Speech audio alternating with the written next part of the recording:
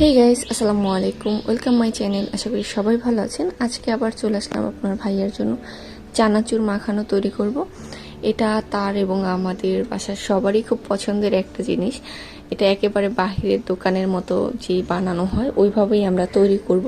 তো এই জন্য প্রথমে আমি দুইটা কাঁচামরিচ নিয়ে নিচ্ছি, যেহেতু আমরা ঝাল বেশি একটা পছন্দ করে না, যার কারণে দুইটা নিচ্ছি। বাট আপনারা ঝাল বেশি পছন্দ করলে সেক্ষেত্রে আরও একটা দুইটা মরিচ বাড়িয়ে নিতে পারেন। তো মরিচটা ছোট ছোট করে কেটে নিচ্ছি।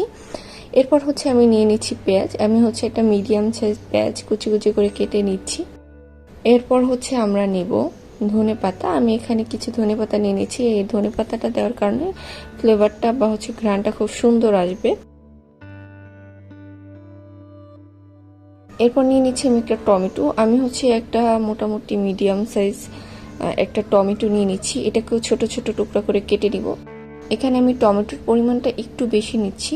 আপনারা চাইলে অর্ধেক টমেটো ব্যবহার করতে পারেন, বাট আমার কাছে মনে হয় যে টমেটো একটু বেশি হলে আমার কাছে খেতে বেশি ভালো লাগে, যার কারণে আমি একটু টমেটোর পরিমাণটা বেশি নিচ্ছি।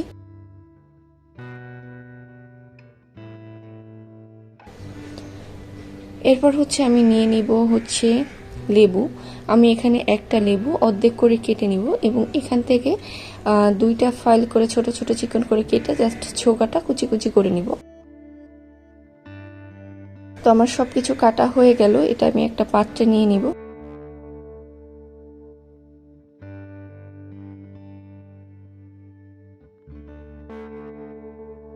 এবং এটার মধ্যে প্রথমে আমি নিয়ে নিব সামান্য পরিমাণ লবণ। এখন আমি পরিমাণ মতো চানাচুর নিয়ে নিচ্ছি। আমি কিছু লেবু রস নিয়ে নিব কয়েক ফোঁটা, সামান্য পরিমাণ সরিষা তেল,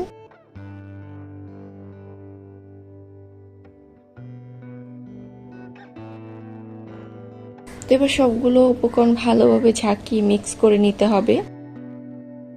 তো তৈরি। এবার আমি আপনার ভাইয়াকে দিব। চলুন শুনে আসি তার কেমন লাগতেছে। খুব সহজে এটা আপনারা তৈরি করে ফেলতে পারবেন। কি করতেছো তুমি? এই যে তোমার জন্য চানাচুর মাখা। কে বলো কেমন হয়েছে?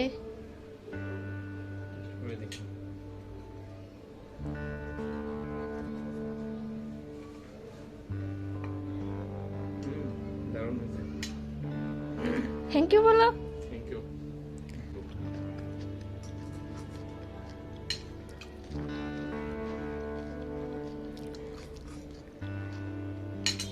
ধন্যবাদ ধন্যবাদ। তো আপনারাও চাইলে এভাবে করে আপনাদের ভাইয়াদের জন্য বানায় ফেলবেন। ভাইয়া না, সরি সরি, হাজবেন্ড। ওকে, টাটা গাইস।